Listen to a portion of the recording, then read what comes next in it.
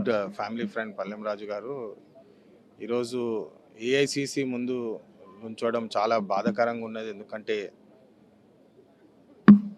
దివంగత నేత మన్మోహన్ సింగ్ గారు చాలా తక్కువ మాట్లాడినా వారి యాక్షన్స్ ఎంత అగ్రెసివ్గా ఉండేవో ఈరోజు మనం గుర్తు చేసుకుంటున్నాము.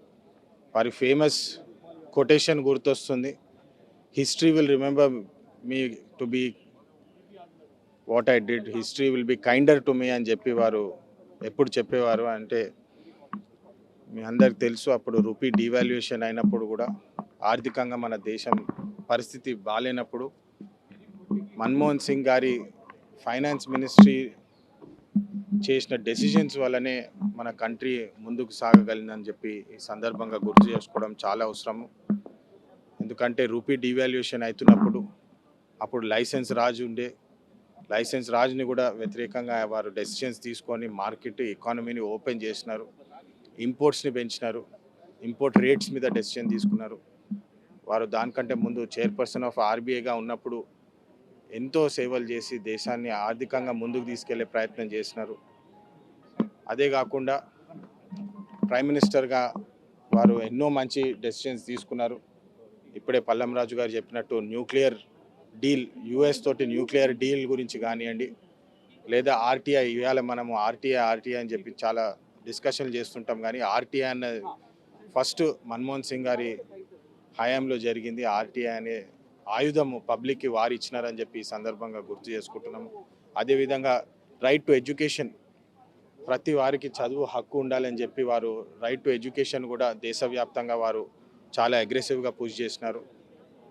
అంతేకాకుండా పెద్దపల్లికి ప్రత్యేకంగా కాకా గారు, మన్మోహన్ సింగ్ గారు స్నేహం అందరికి తెలిసిందే. ఇప్పుడు ఇది ఏఐసిసి హెడ్ క్వార్టర్స్ కూడా వస్తే అప్పుడు కాకా గారి ఇల్లు ఉండింది. చాలా బాధేస్తుంది అసలు మన్మోహన్ సింగ్ గారి ఆఖరి ఫ్యూనరల్ రైట్స్కి ఇప్పుడు ఈ సమయంలో ఇవన్నీ గుర్తు తెచ్చుకుంటుంటే. కానీ అప్పుడు రామగుండం ఫర్టిలైజర్ కార్పొరేషన్ కూడా కష్టాలు ఉన్నప్పుడు 10,000 కోట్ల రుణమాఫీ చేసింది అప్పుడు ప్రైమ్ మినిస్టర్ నరేంద్ర మోడీ గారి, ప్రైమ్ మినిస్టర్ మన్మోహన్ సింగ్ గారి హయాంలో అని చెప్పి ఈ సందర్భంగా గుర్తు చేసుకుంటూ వారి సేవలన్నింటినీ మళ్ళొకసారి గుర్తు చేసుకుంటూ ఈరోజు వారికి నివాళి అర్పిస్తూ వారి ఫ్యామిలీ మెంబర్స్ అందరికీ స్ట్రెంగ్త్ అండ్ కరేజ్ ఉండాలని చెప్పి కోరుకుంటూ ముగిస్తాం. చేస్తున్నామని నిన్న ఇప్పుడే పల్లెం రాజు గారు చెప్పినట్టు సిడబ్ల్యూసి మీటింగ్లో వాళ్ళు డిస్కస్ చేసి వారి రిక్వెస్ట్ నరేంద్ర మోడీ గారికి, గవర్నమెంట్కి పెట్టినారు. ఇప్పుడు బీజేపీ పార్టీ తరఫున వారు ఏం డెసిషన్ తీసుకుంటారో ఇప్పుడు గవర్నమెంట్ వాళ్ళ చేతిలో ఉంది కాబట్టి అది తీసుకోండి. Thank you. రాజ్ఘాట్ వద్ద చేయట్లేదు, మాజీ ప్రధానులకు జరిపిన చోట నిగంబోధ్ ఘాట్లో చేస్తున్నారు. కాంగ్రెస్ పార్టీ ఎట్లా వస్తుంది? మన్మోహన్ సింగ్ గారు ఆర్థిక మంత్రిగా ఉన్నప్పుడు భారతదేశంలో ప్రైవేటైజేషన్, గ్లోబలైజేషన్, న్యూ ఎకానమీ ఇవన్నీ తీసుకొని వచ్చి భారతదేశంలో విపరీతమైనటువంటి మార్పులు తెచ్చాడు.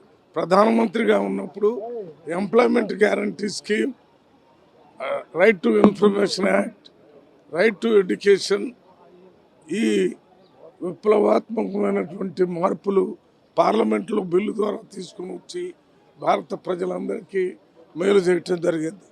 అటువంటి నాయకుడు మరణించటం భారతదేశంలో ఒక తీరని లోటు. మన్మోహన్ సింగ్ గారు అంటే ఆయన మాటలు తక్కువ, పని ఎక్కువ అని చెప్పడానికి ఆయనే ఉదాహరణ.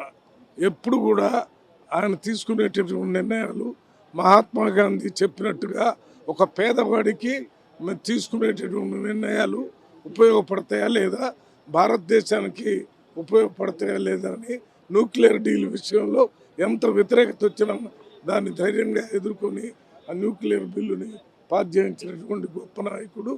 ఏదేమైనా ఇప్పుడు ఆయనకి అధికారికంగా జరిగేటటువంటి కార్యక్రమాలు తప్పనిసరిగా జరుగుతున్నాయని అనుకుంటున్నాను. దీన్ని రాజకీయంగా చూడాల్సిన అవసరం లేదు. భారతదేశంలో మొత్తం అన్ని పార్టీలు కూడా ఇవాళ మన్మోహన్ సింగ్ గారిని ఒక గొప్ప ఆర్థికవేత్తగా, ఒక దార్శనికుడిగా, ఒక గొప్ప వ్యక్తిగా కొనియాడుతున్న సందర్భంగా రాజకీయాలని ఇప్పుడు మాట్లాడటం సందర్భం కాదు. డాక్టర్ మన్మోహన్ సింగ్ గారి గురించి, వారి యొక్క ఆర్థిక సంస్కరణల గురించి, వారి యొక్క స్థితప్రజ్ఞత గురించి మళ్ళీ చెప్పడం సూర్యుడి ముందు దివిటీని వెలిగించినట్టుగా ఉంటుంది. వారు 1991 నుంచి పివి నరసింహారావు గారితో కలిపి తీసుకొచ్చిన ఆర్థిక సంస్కరణలు ఈ భారతదేశానికి నెక్స్ట్ 100 ఏళ్లకి సరిపడా పునాదులు వేసినాయి. ఈరోజు మీరందరూ ఇటువంటి డిజిటల్ మీడియాతోటి మేమందరం ఇటువంటి స్మార్ట్ ఫోన్లతోటి ఈ సాంకేతిక ఆర్థిక విప్లవం మన్మోహన్ సింగ్ గారితో సాధ్యమైంది. మన్మోహన్ సింగ్ గారితో నేను 12 సంవత్సరాలు కలిసి సాహచర్యం చేయటం నా జీవితంలో నాకు జరిగిన అతి గొప్ప అదృష్టం. వారు ఆంధ్రప్రదేశ్ విభజన చట్టంలో అన్ని జాగ్రత్తలు తీసుకొని తెలంగాణ ఏర్పాటుకి వారు తోడ్పడ్డారు. ఈవేళ హైదరాబాద్ నగరం విశ్వనగరంగా ఏర్పడిందంటే దాంట్లో మన్మోహన్ సింగ్ గారు వేసిన పునాది చాలా గొప్పది. అట్లాగే విభజన హామీలో విభజిత ఆంధ్రప్రదేశ్కి స్పెషల్ కేటగిరీ స్టేటస్ ఇవ్వటం, పోలవరం ప్రాజెక్టును తీసుకురావటం, ఐఐటీలు, ఇతర విద్యా సంస్థలు అనేకమైన ప్రయోజనాలు ఇవ్వటమే కాకుండా ఆయన పెట్టిన నరేగా, ఆయన పెట్టిన రైట్ టు ఇన్ఫర్మేషన్ యాక్టు ఇవి అందరూ చెప్పే ఉండి ఉంటారు. ఇవన్నీ కాకుండా కీర్తిశేషులు డాక్టర్ రాజశేఖర రెడ్డి గారు అంటే వారికి ఒక ప్రత్యేకమైన పుత్రవాత్సల్యం, శిష్యుడు వాత్సల్యం ఉండేది. వారు రాజశేఖర రెడ్డి గారు ప్రత్యేకంగా అణు ఆయుధ అమెరికాతోటి అణు ఒప్పందం మీద సంతకం జరిగి ప్రైమ్ మినిస్టర్గా ఆయన దాన్ని అమలు చేయాల్సిందే అని చెప్పినప్పుడు వామపక్షాలు యూపీఏ 1 నుంచి వైదొలిగిన తర్వాత వచ్చిన అవిశ్వాస తీర్మానంలో ఆ సందర్భంగా పార్టీ అంతా భయాందోళనలో ఉంది. ప్రభుత్వం ఉంటుందా పోతుందా అని యూపీఏ పక్షాలని భయాందోళనలో ఉన్నప్పుడు రాజశేఖర రెడ్డి గారు ఒక బలమైన శక్తిగా నిలబడి మన్మోహన్ సింగ్ గారికి అన్ని విధాలైన అండదండలు ఇచ్చి యూపీఏ ఆ అవిశ్వాస తీర్మానంలో గెలవటంలో ఆయన పాత్ర గణనీయమైనది. అట్లాగే మన్మోహన్ సింగ్ గారు ఆంధ్రప్రదేశ్కి వచ్చిన సార్లు ఏ స్టేట్కి రాలేదు. ఆంధ్రప్రదేశ్కి ఇచ్చినన్ని ప్రయోజనాలు చాలా అపూర్వమైనవి. ఆయనకి ఆంధ్రప్రదేశ్కి ఉన్న అనుబంధం చాలా గొప్పది. గౌరవనీయులైన మన్మోహన్ సింగ్ గారు మన మధ్యలో లేరు. అతని క్యాబినెట్లో కూడా నేను మంత్రిగా పనిచేశాను. ఆయన తీసుకొచ్చిన ఎన్నో రకరకాలుగా రైట్ ఇన్ఫర్మేషన్ యాక్ట్ నుంచి, ఆధార్ కార్డు నుంచి, హైవే నేషనల్ రోడ్ నుంచి ఇవాళ 100 రోజుల పనిని తీసుకొచ్చింది అతనే. ఆ పని వలన ఎంతోమంది బీద వాళ్లకు, బడుగు వర్గాలకు చెందిన ఆ ఒక పాలసీని తీసుకొచ్చిన వ్యక్తి ఆయన. అలాంటి పాలసీ ఎన్నో పాలసీలు తీసుకొచ్చి ఎన్నో ఫుడ్ సెక్యూరిటీ కానీ ఇవన్నీ కూడా తీసుకొచ్చిన వ్యక్తి. ఆ వ్యక్తి గవర్నమెంట్ను ఒక చక్కగా నడిపి ఈ భారతదేశానికే ఒక అండగా ముందుకు నిల్చొని చేసిన వ్యక్తి. అలాంటి వ్యక్తి మన మధ్యలో లేనందుకు ఎంతో బాధపడుతున్నాం.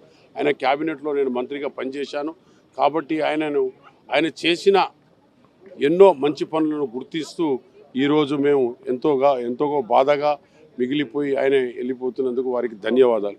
మరిన్ని వీడియోస్ కోసం ఛానల్ ని సబ్స్క్రైబ్ చేయండి. లేటెస్ట్ అప్డేట్స్ కోసం వాట్సాప్ ఛానల్ ని ఫాలో అవ్వండి. ఆ లింక్ డిస్క్రిప్షన్ లో ఉంది.